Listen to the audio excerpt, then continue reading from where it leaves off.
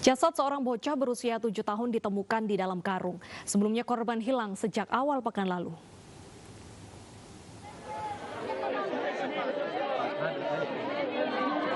Polisi menemukan jasad Petra Deswinda Sarilaya dalam karung yang diletakkan di semak-semak pinggir jalan di Desa Bawaziono, Kabupaten Nias. Bocah 7 tahun itu sebelumnya dikabarkan hilang sejak Senin lalu. Jasad putri dari Masarudin Laya yang juga kepala desa Hili Oro II itu ditemukan 1 kilometer dari rumah korban. Jasad Deswinda ditemukan oleh kerabatnya yang sedang mencari korban dan mencurigai ada karung goni di balik semak di pinggir jalan. Saya pikir kelapa, itu saya buka, saya lihat kaki, langsung saya berteriak sama kawan-kawan. Nah, disitulah kami kumpul semua, kami angkat ke atas. Nah, pada saat ditemukan korban seperti apa kondisinya? Ada luka atau apa gitu di tubuhnya? Kalau soal luka itu saya tidak tahu, karena dia posisi dalam karung. Itu berapa lama korban dicari oleh keluarga sendiri? Kalau dari keluarga mulai dari semalam, tapi kalau pagi ini sekitaran kurang lebih setengah jam. Hasil pemeriksaan sementara korban mengalami luka di bagian depan wajah dan diduga luka akibat benda tajam. Korban selanjutnya menjalani otopsi di rumah sakit setempat dan kasus pembunuhan ini ditangani Polsek Lahusa. Dari Kepulauan Nias, Sumatera Utara, Iman Jaya Lase, iNews melaporkan. Dan pemirsa, polisi sudah menangkap pembunuh bocah berusia 7 tahun ini. Pelaku merupakan tetangga korban. Betul sekali. Untuk membahas seperti apa kronologinya dan bagaimana modusnya, kita sudah terhubung dengan AKBP Arke Furman Ambat yang merupakan Kapolres Nias Selatan. Selamat siang, Pak Arke.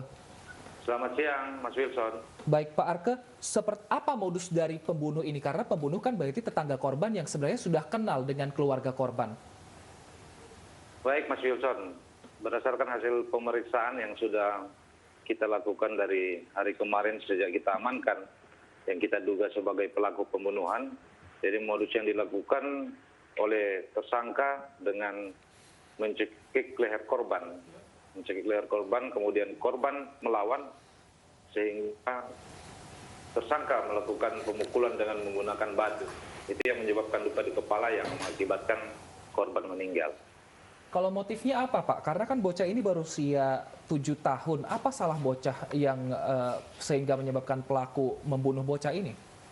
Jadi motif dari tersangka melakukan pembunuhan ini adanya dendam dengan keluarga dari korban. Dengan orang tuanya korban, dimulai dari pada saat pelaksanaan pemilihan kepala desa pada tahun 2020 kemarin, di mana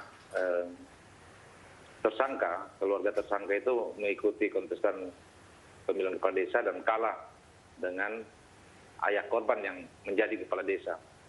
Dan lama-lama ini kemudian menyebabkan tersangka melakukan pembunuhan pada tanggal 9 kemarin. Baik, apakah pembunuhan terhadap bocah berusia 7 tahun ini dikategorikan pembunuhan berencana, Pak? Berdasarkan hasil pemeriksaan yang kita lakukan kemarin oleh penyidik Satreskrim Polres Nias Selatan, belum ada mengarah kepada pembunuhan berencana. Tetapi kita sudah menerapkan pasal 338 pembunuhan dan perlindungan anak, tentunya dengan ancaman hukuman di atas 15 tahun penjara. Lalu bagaimana saat ini orang tua korban, Pak? Apakah juga ikut menuntut secara hukum? Yang dari keluarga sudah pasti menuntut secara hukum untuk masalah ini. Kemudian informasikan juga bahwa hari ini sedang dilaksanakan prosesi pemakaman korban di desa Hili Oro II. Apakah pelaku ini termasuk pelaku tunggal atau ada tersangka lain yang memang masih dalam pengejaran? Berdasarkan hasil pemeriksaan kita dan olah TKP, sementara kita duga ini pelaku tunggal karena berdasarkan saksi-saksi juga yang sudah kita periksa dan tersangka, sementara bisa kita duga di pelakunya tunggal. Dari hasil keterangan sementara, dari hasil pemeriksaan, Pak, seperti apa kronologinya? Apakah mungkin dibunuh dulu di suatu tempat baru dibuang atau seperti apa, Pak? Jadi kejadiannya di sekitar rumah dari pelaku, tidak jauh dari rumah pelaku, di mana korban ditarik ke suatu tempat.